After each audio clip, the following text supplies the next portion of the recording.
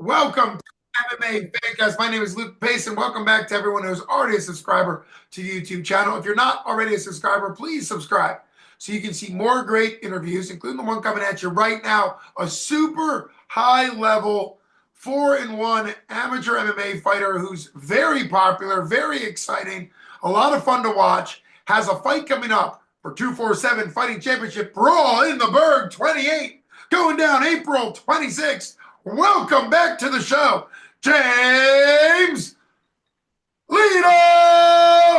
I think you're still Vegas, aren't you? Vegas? Yeah, yeah, I am. James Vegas Lledo. There we go. Welcome Yeah, back. thanks so much for having me again. It's Always great. been too Always long. great to have you on. Absolutely. This is a huge fight.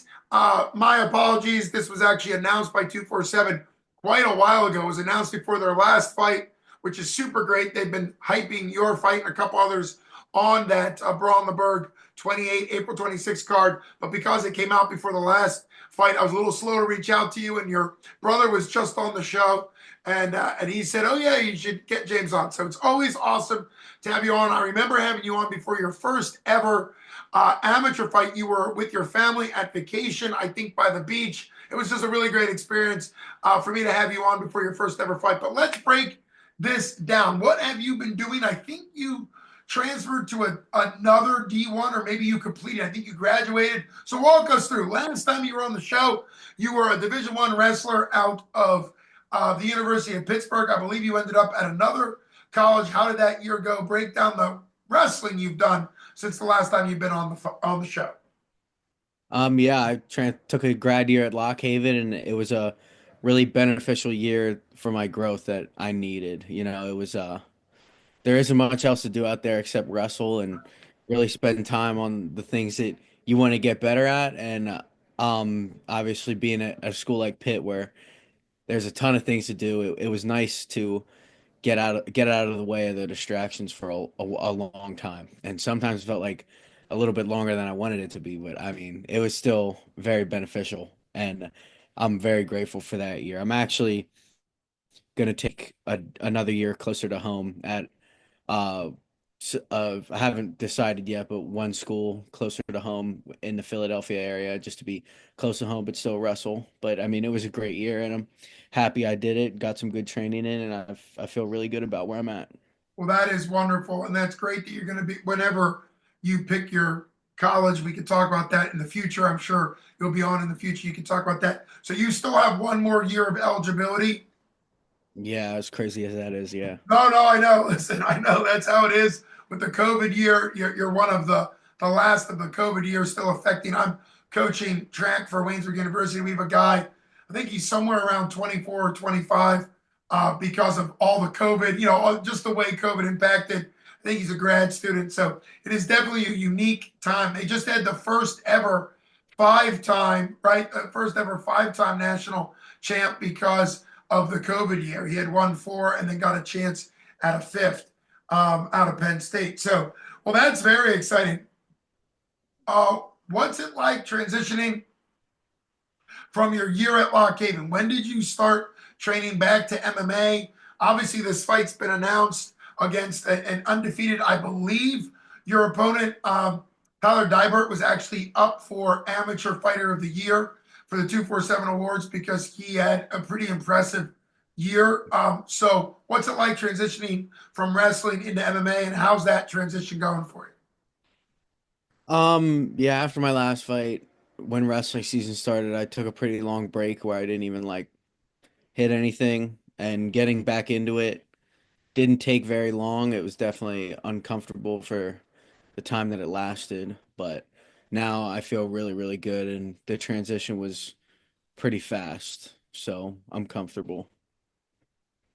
That is great. I know you and your brother have trained at the same gym at times, and then also you usually pick up a gym in the area. So, what's the kind of like Lock Haven based gym you've been training at prior to getting back to one of your more home gyms? Well, like I was going to Southside Boxing Club on the weekends when I was at Lock Haven, and there was a couple of times I went to ATT Happy Valley, and I only went like a couple times, so like I probably can't even really say that like that was like my spot. I probably went like 10 times total, but yeah, going to Southside on the weekends helped a lot. And then when I moved out of my house in Lock Haven, I started training at Bill Algio's place again, and they've been great, a huge help, and it was like I never left as soon as I got there.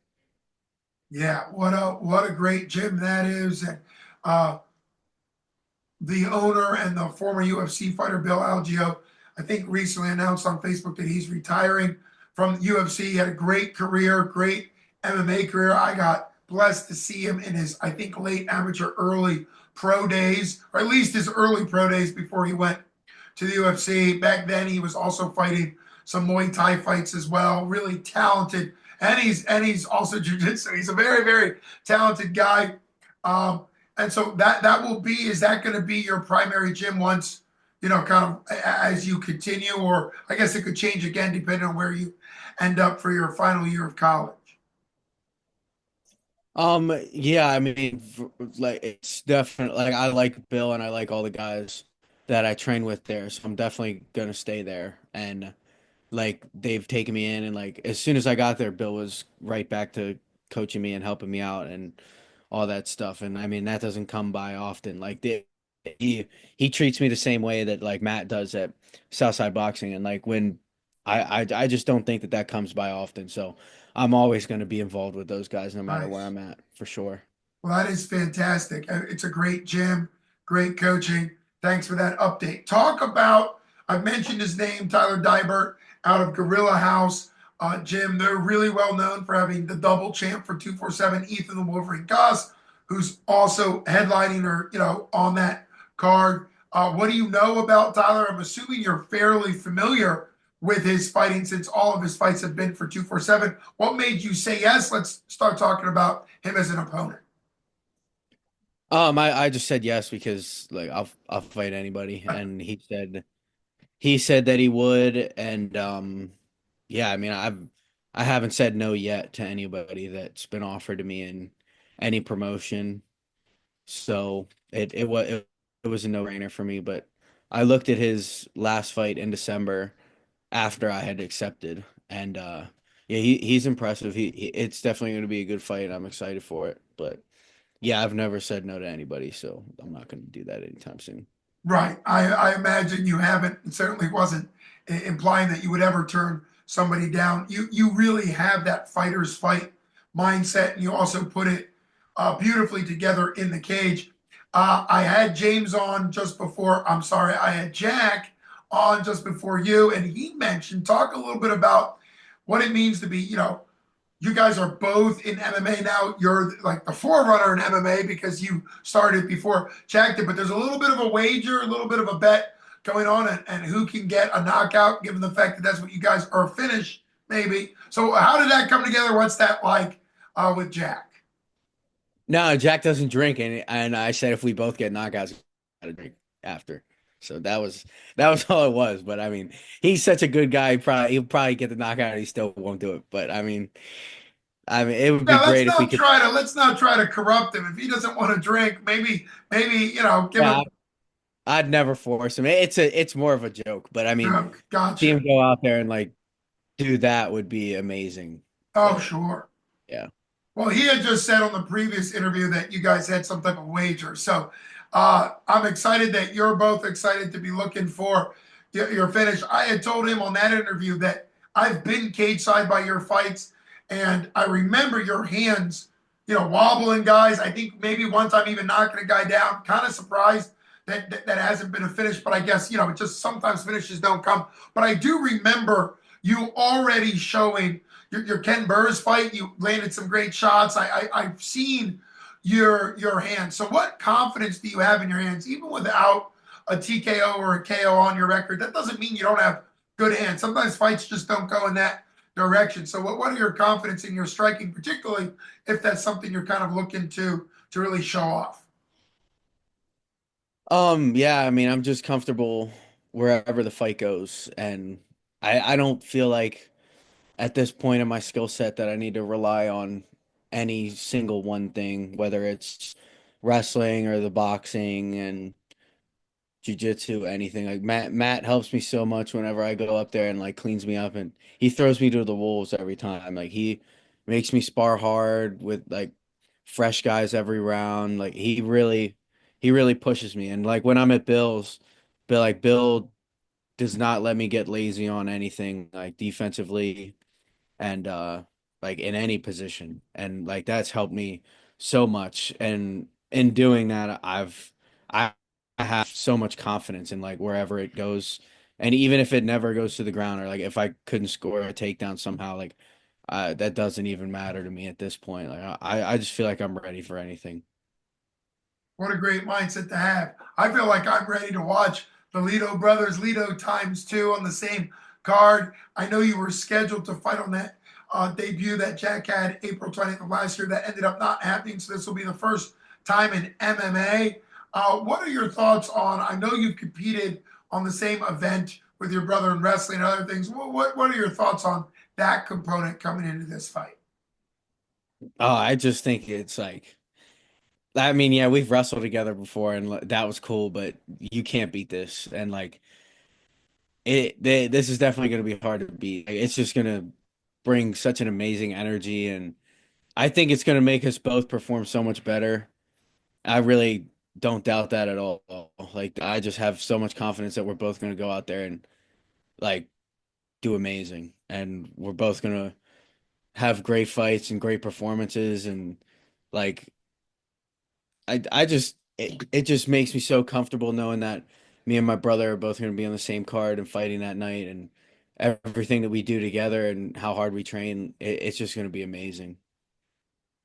I can't wait for it. That's a reason enough for people to get the ticket. And then of course there's Justin the General Pat and Ethan Goss, a bunch of other people on the card. But just for the Lido Square, the Lido brother duo is gonna be super, super exciting.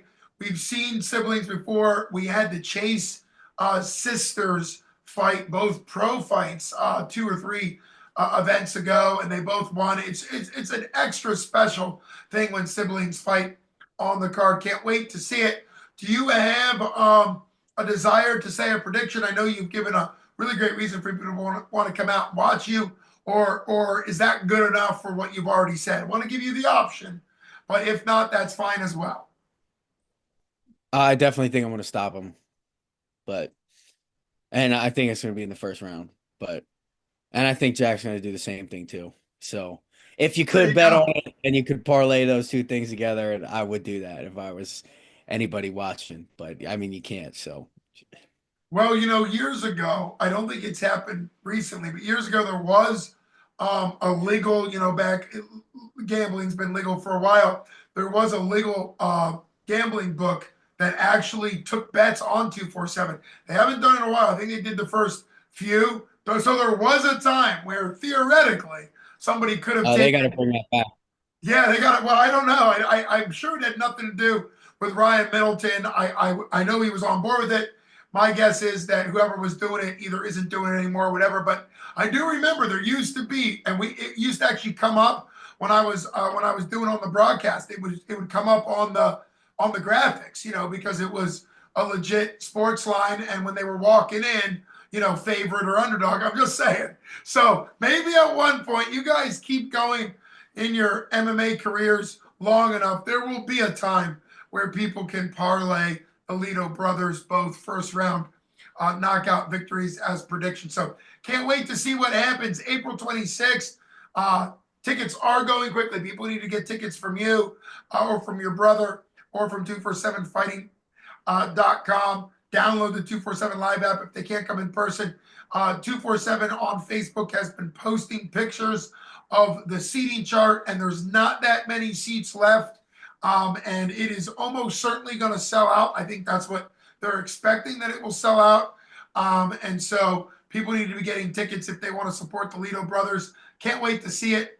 Thanks so much for coming on. You've been listening to Luke Basin with the one, the only, James Vegas Lido. Thanks so much for coming on, bud.